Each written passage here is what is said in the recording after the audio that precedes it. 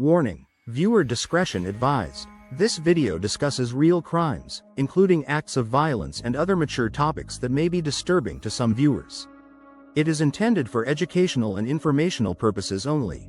To maintain respect for victims and comply with platform guidelines, no real crime scene images or footage are shown. Only stock visuals and general imagery are used for context. Viewer discretion is strongly advised, and parental guidance is recommended for younger audiences. How many of you have heard of the infamous names? Bundy, Dahmer, Zodiac. Names whispered through generations, chilling bedtime stories for grown-ups. But the truth is, countless other dangerous individuals moved through ordinary neighborhoods without the world noticing until it was too late. Some of them stayed nameless for decades while families waited for someone to speak for the lost. Tonight, I want to share 6 stories. Each one real. Each one a reminder that science, persistence, and the bravery of survivors are the worst enemies of those who believe they can outrun the truth. Before we start, this is for the voices who refused to be silenced. To Jane Carson Sandler, who carried the weight of her nightmare and transformed it into hope for others. To Margaret Wardlow and Chris Pedretti, who spoke when fear told them to stay quiet. To Anitra Washington, who survived the grim sleeper and testified so the lost could rest. To the woman whose words helped convict Brian Patrick Miller, speaking for Angela Melanie who could not. And to Lisa Jensen, once just a missing girl with no name, whose survival tore open the secrets buried at Bear Brook. Your courage proves that predators don't win. Secrets don't stay buried when the truth has people like you guarding it. Case 1. The Midwest Silent Predator, 1977 to 1982. In the late 70s, towns like Carbondale, Illinois, and Cape Girardeau, Missouri, were close-knit. Neighbors waved, nurses worked long nights without fear. But one man used that trust to hide.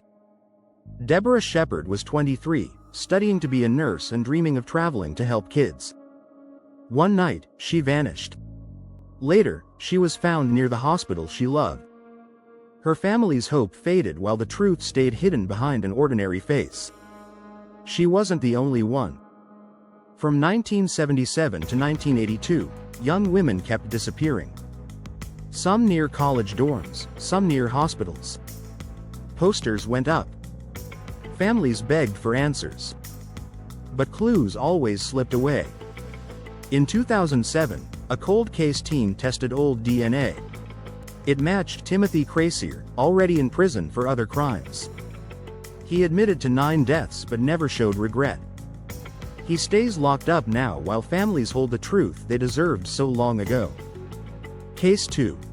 California's Nightmare with a Badge, 1974 to 1986. Picture Sacramento in the 70s. Sprinklers on at sunset. Kids on bikes. Families sure that locked doors meant safety. But a masked man broke that trust. He crept into homes. Families were tied up, threatened, and left with fear that never faded. He left footprints, rope, and unforgettable terror.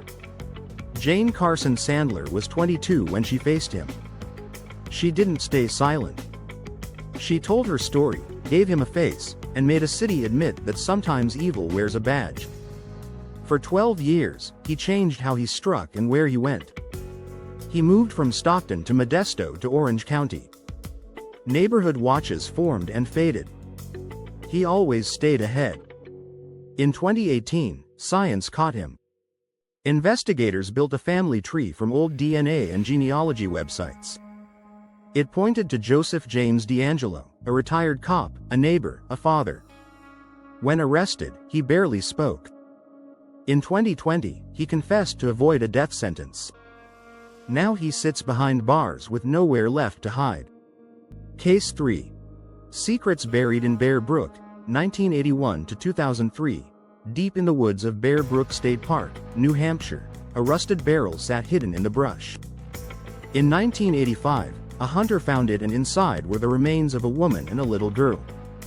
No names, no answers, just silence. Locals were shocked. Who were they? Why here? Years passed. Then another barrel was found nearby with 2 more children. Their lives ended too soon. DNA gave part of the truth. The woman and two girls were mother and daughters. The fourth child was linked to the suspect but not the mother. They became known as the Allentown Four, lost souls haunting a whole community. In 2017, DNA led to Terry Rasmussen, a man who changed names, drifted from town to town, and built fake families. By the time police proved what he did, he had already died in prison for another crime. Families finally had names for their loved ones and could bury them with peace. Case 4. The Grim Sleeper, 1985 to 2007, in South Los Angeles during the mid-80s. Hope stayed strong even when life was hard. Families held each other close while headlines showed a hidden threat. Women, mostly black, mostly working hard to care for kids, were disappearing. Barbara Ware's smile could light up an entire street. When she was gone, police brushed her case aside like too many others. Neighbors whispered about a man who hurt women, then vanished for years before starting again. They called him the Grim Sleeper. Years passed. In 2010, a DNA check matched the suspect's son. That clue led detectives to Lonnie Franklin Jr., a handyman everyone knew. A pizza crust he tossed away sealed the truth. In court, he stayed silent. In 2016, he was convicted for 9 lives lost, but families believed there were more. He died in prison in 2020. Families now hold his name as proof that truth always finds a way. Case 5. The Canal Murders and the Zombie Hunter, 1992 to 1993, Phoenix nights once felt safe. Teens rode bikes along the Arizona Canal, sure the city lights would keep danger away. In 1992, Angela Brosso disappeared on that path. She was 22, ready to see the world. A year later, Melanie Bernas vanished near the same spot at 17, dreaming of college and adventures ahead. Whispers turned to warnings. Parents kept kids home. The Canal Killer became a scary story teens told each other, but no one was caught. Years passed until 2014. DNA tests pointed to Brian Patrick Miller, who called himself the Zombie Hunter online and drove a decorated car to local horror events. He looked harmless, but the truth was darker. When arrested, he blamed everything but himself. DNA and witness testimony spoke louder. In 2023, he was found guilty. Angela and Melanie's families finally have answers. Case 6. Daytona Beach's College Killer, 2005 to 2006. Daytona Beach is known for sun, surf, and fun. But between 2005 and 2006, 4 women learned paradise can hide real threats. Laketta Gunther was 45, kind to strangers, always making people feel at home. Julie Green and Iwana Patton worked hard to rebuild their lives and find better days. Their lives were stolen too soon, leaving the city fearful. Rumors spread about a serial threat that might never be found. Years dragged on. In 2019, a simple cigarette butt cracked the case. DNA matched Robert Hayes, a college student studying criminal justice, learning about criminals while hiding secrets of his own. He blended in, smiled at neighbors, but science told the truth. Now he's serving life for 3 of the lives lost.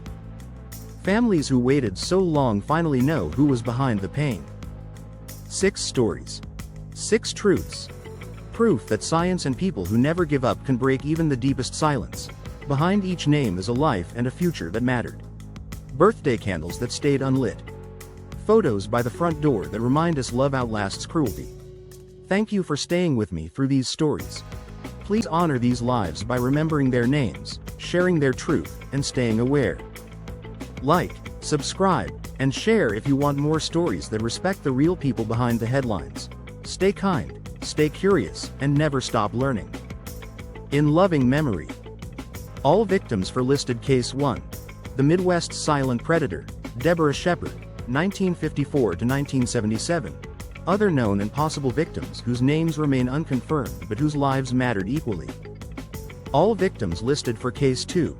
California's Nightmare with a Badge, Golden State Killer, Brian and Katie Maggiore, 1956 to 1978. Claude Snelling, 1937 to 1975. Robert Offerman, 1943 to 1979.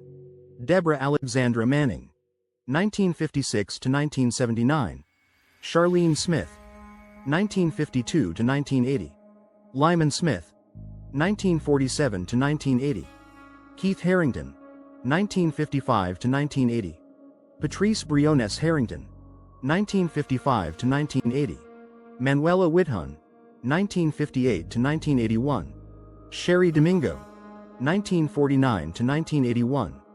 Gregory Sanchez, 1954 to 1981. Janelle Elisa Cruz, 1967 to 1986. And the surviving victims whose strength changed history. All victims listed for Case 3. Secrets Buried in Bear Brook, Marley's Elizabeth Honeychurch, 1954 to 1981. Marie Elizabeth Vaughn, 1971 to 1981. Sarah Lynn McWatters, 1977 to 1981. Unidentified daughter of Denise Bodin and Terry Rasmussen, 1981 to 1981. Denise Bodin, missing and presumed victim, year uncertain. All listed victims for Case 4. The Grim Sleeper, Deborah Jackson, 1957 to 1985. Henrietta Wright, 1950 to 1986. Barbara Ware, 1962 to 1987. Bernita Sparks, 1969 to 1987. Mary Lowe, 1967 to 1987. Lakrika Jefferson, 1966 to 1988. Alicia Alexander, 1972 to 1988. Princess Berthomew, 1980 to 2002. Valerie McCorvey, 1968 to 2003. And the dozens more whose cases are unsolved but likely linked. All listed victims for Case 5. The Canal Murders and the Zombie Hunter, Angela Brosso, 1969 to 1992. Melanie Bernas, 1976 to 1993. All listed victims for Case 6. Daytona Beach's College Killer, Laketta Gunther, 1960 to 2005. Julie Green, 1973 to 2006. Iwana Patton, 1970 to 2006. Stacy Gage, 1976 to 2008. Behind each name is a stolen future, birthdays never celebrated, milestones missed, and families who still say their loved ones' names so they echo longer than any shadow ever could.